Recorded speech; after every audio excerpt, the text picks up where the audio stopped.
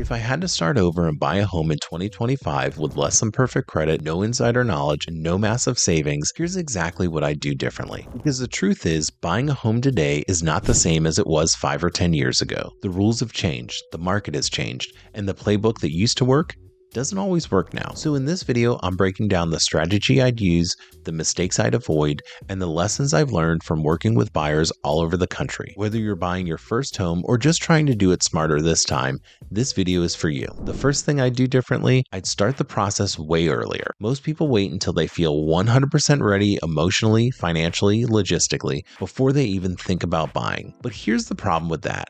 By the time you feel totally ready, you're often months behind.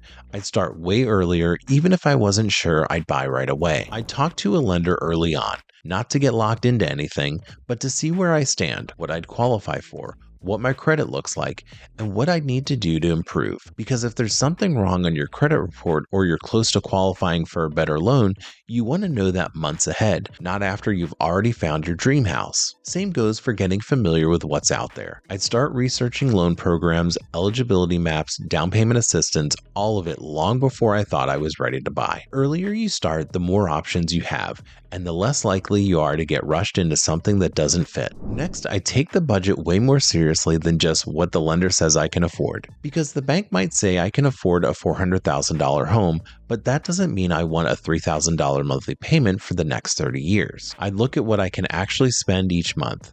Groceries, gas, streaming subscriptions, everything. Then I'd back into what I can actually realistically afford for housing. Not just the mortgage, but also taxes, insurance, utilities, and repairs. Too many people get pre-approved and start looking at the top of their budget, but I do it differently. Instead of starting with the home price and trying to stretch my budget to match it, I'd start with a monthly number I'm comfortable spending and reverse engineer my budget from there. You can ask your lender to help you with that. Because the most important thing isn't how much house you can buy, it's how the payment fits into your actual life. You can go to my website at workwithdang.com for free resources like a quick start home buying guide and a home buyer's course. I can help you find a real estate agent in your area. There's more information on my website. I make videos like this every week. Please subscribe if you haven't already. If I were buying in 2025 and starting over with limited savings, I'd make it a priority to keep as much of my cash as possible. That doesn't mean I wouldn't spend anything. You still need to cover inspections, appraisal, and moving costs, but I'd structure the deal in a way that helps me hold on to my emergency fund. I'd look into USDA loans for 0% down, FHA with 3.5% down, or down payment assistance programs. I'd ask for seller-paid closing costs. I'd work with a lender who can show me how to structure a 2-to-1 buy down or permanent rate buy down to lower my monthly payment upfront. And if I found a home that's been sitting for a few weeks, I'd negotiate, not just on price, but on everything. Here's another big one.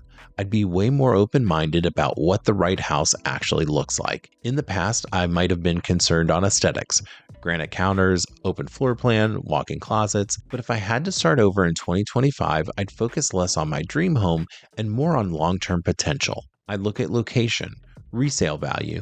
What are the conditions of the major systems like the HVAC, roof, plumbing, and electrical? Have they been replaced recently? And I'd remind myself, the first home doesn't have to be the forever home.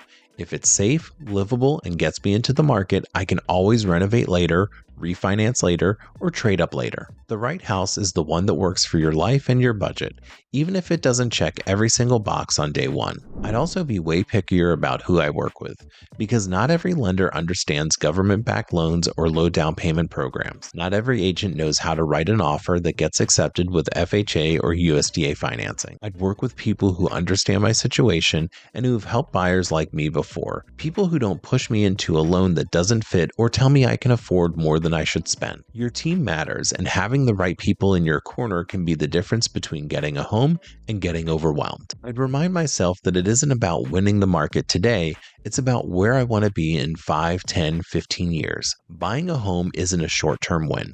It's a long-term move that builds stability and freedom over time. Because no matter what the market's doing, whether rates are up or down, whether prices are rising or stabilizing, the goal isn't to time things perfectly. It's to buy when it makes sense for you. And when you do, you build equity, you lock in your housing costs, you stop paying someone else's mortgage, and over time, that creates freedom. So if I had to start over and buy a home in 2025, I'd keep that perspective front and center. Check out this video to learn how to buy a home. Please like, comment, and subscribe. It motivates me to make more videos.